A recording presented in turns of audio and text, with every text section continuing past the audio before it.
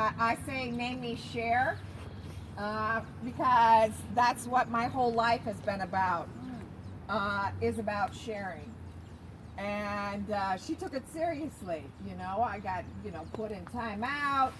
I shared the bathtub with my sisters. I shared a one room. I shared a bed. So I was raised really being taught the importance of not hoarding resources. And then as I grew older, I learned about things like the nonprofit industrial complex.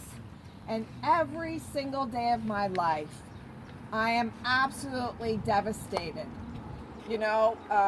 My son Guillermo, as he laid in the bed, and a bunch of people came in my living room this morning, he's like, Mom, what are these people doing in the living room? Well, my children have been waking up to different people their whole life. And it's usually because these things are very concrete.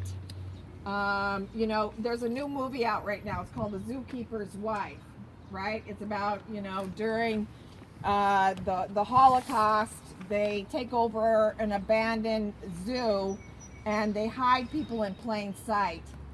Well, members of the Poor People's Economic Human Rights Campaign have been doing that each and every day for years now.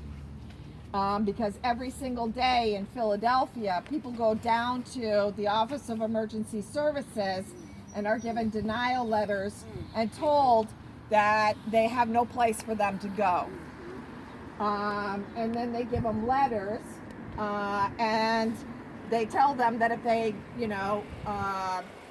that if they leave and don't cause a fuss, then they'll give them, access to a telephone so that they can try to figure out how to make some other kind of accommodations for the day. And so when all the business people go home, right, in Center City in Philadelphia, then that's when the pregnant, people with disabilities, and just, women and children and everybody goes back out on the streets in Philadelphia. And I'm with some of those people here today. And we have to begin to do something about it. We can't just expect,